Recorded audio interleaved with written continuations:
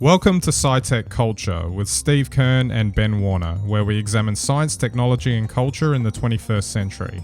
Visit our website at scitechculture.com.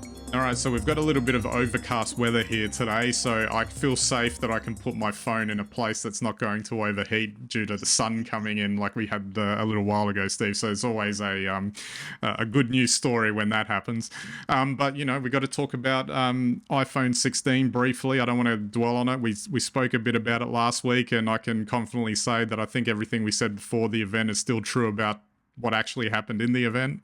But one thing I did want to say as a coda maybe to that episode we did last week, I watched the event on free admission. I do enjoy watching them as a piece of content, but this one, and I think this sentiment was kind of across the board from what I could see from a lot of the news stories and just some of the forums I've seen, that it really was boring.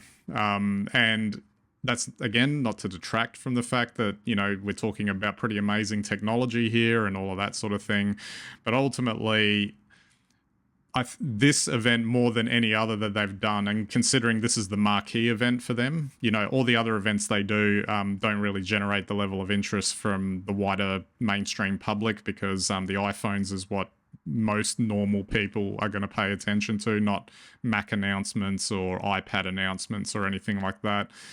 And the fact that, you know, I was skipping through bits, aside from the phones, the thing with the phones is that they really weren't different enough. Yeah, okay, it's got a camera control button, or it's got one's got a 48 megapixel extra camera or whatever. That's great. I've got nothing against like the introduction of those features. It's just that it was so incrementally small compared to last year that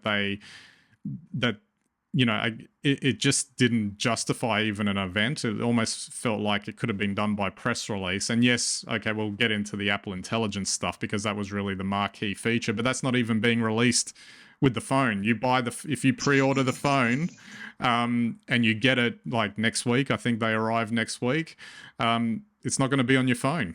So, and this was my sort of feeling on it too. Look, Apple, if you look at all the post-glow time press releases, Apple keeps on headlining, this is a new phone built from the ground up. Well, it's very lovely you put a new chip in and, you know, shifted, I don't know where the antenna is or whatever else they did. It's got a great chip in it, fantastic, 30% faster, 20% better battery life. Oh, I'm loving it all. But it's a software-driven upgrade. And I think this draws a line in the sand. So what they've effectively done is that probably in the next 3 to 4 years, I'll have to upgrade my 3-year-old phone to take advantage of the new Apple features. But like you say, it's a software upgrade, and there's nothing exciting about software upgrades. One other thing I wanted to mention, and I knew this is where the event was officially becoming boring, was actually the Apple Watch announcement, because they made this big deal about it being a complete redesign. And as soon as because usually what they do is, here's the new Apple Watch, and then they do like a slick little introduction, visual introduction of the watch, and I looked at it and goes, looks exactly the same as the last one.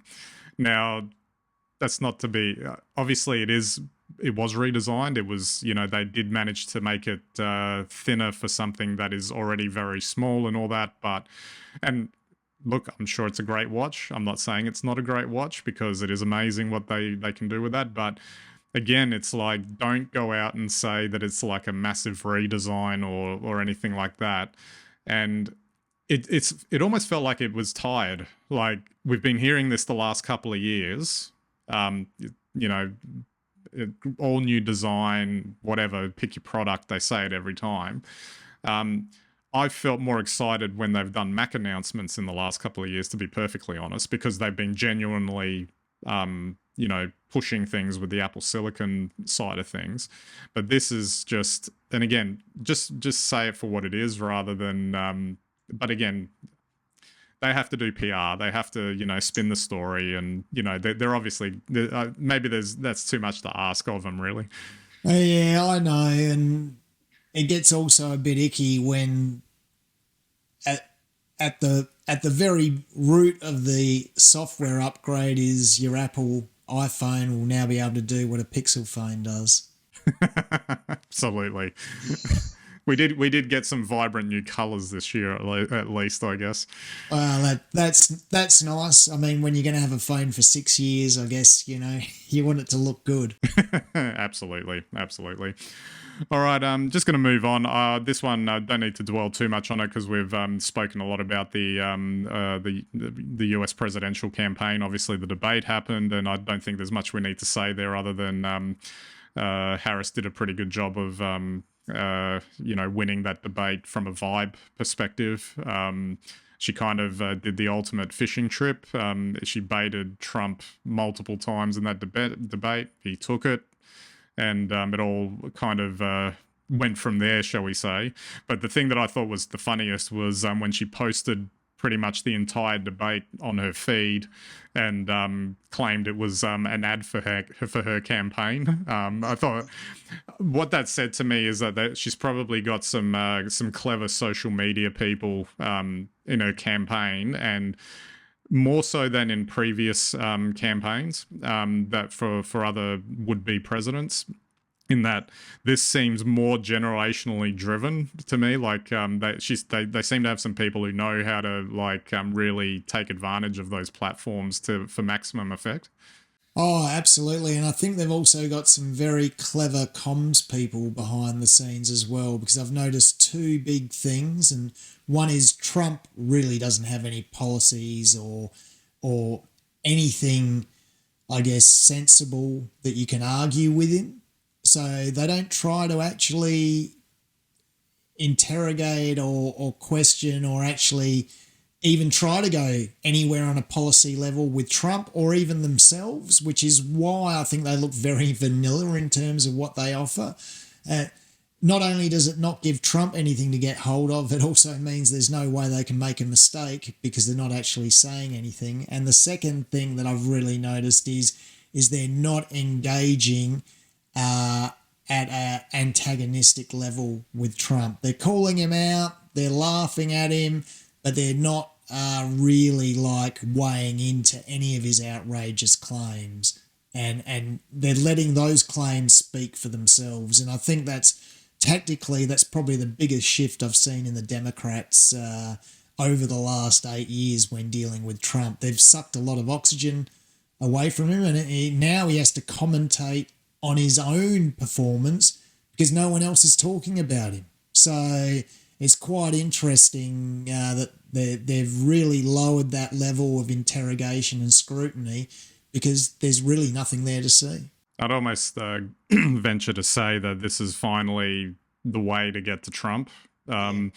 So since 2016, he's successfully driven the narrative, and if you include old school Republicans in with the Democrats, they all fell for his tactics. This seems to be the first genuine attempt where they might actually have figured out how to respond to him, which is, about time, really. Well, at least it makes it a fair fight. Yeah, absolutely, absolutely. Alrighty, let's move on from that. Our last topic, which a really nice one to see, was the first private spacewalk that occurred this week with two astronauts that stepped out of the SpaceX Dragon capsule and. I guess got to see that wonderful unobstructed view of the Earth when they stuck their head out of the capsule. This is it's a wonderful thing, and it's a reminder that for all of these things that we're commenting on that's going on the ground level here, sometimes there's bigger picture things that we can remind ourselves of, and amazing achievements that that the human race is capable of. In some ways, it kind of makes me feel sad that something like this won't get the kind of coverage that some of the other things we've talked about today have. Unless, of course, they find a way to keep it in, in the media cycle and, come back to it, as we go along. Oh, look, I agree with you. Forget glow time. This this was like out of this world time. This is amazing. I don't think many people realise that in 5 to 10 years, what we witnessed there is going to be quite commonplace. But this is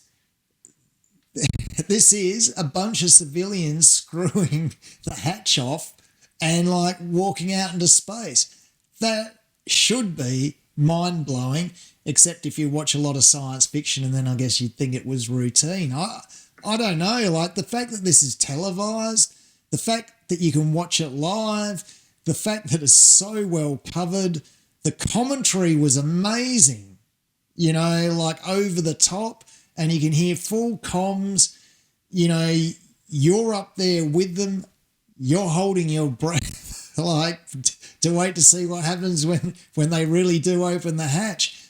You know, these sorts of things I think are marvellous, and these are the sorts of things that I think are far more aspirational, far more interesting, and present far much greater challenge to humanity and our future than, you know, a phone with Apple intelligence. I'm sorry. Absolutely. I mean, I will say that periodically from time to time, these stories actually do manage to break through, and historically probably a bit more often than what you might actually suspect, which goes to what your point of what you're saying, that there is continual pushes to keep pushing in this direction. You know, companies like SpaceX are obviously an example.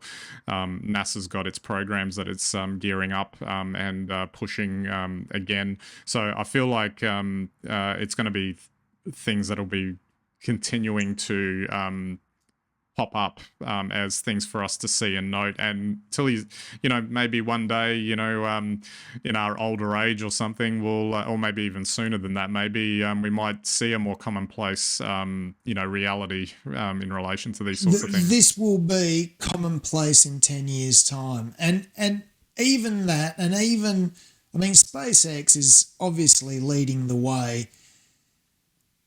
There was a high degree of risk in that, and the fact that it is televised like that, to me, that's as exciting and as exhilarating as any sporting contest or anything else. I mean, that really, to think that they would show effectively a test flight like that with no guarantees, absolutely amazing. It went so well.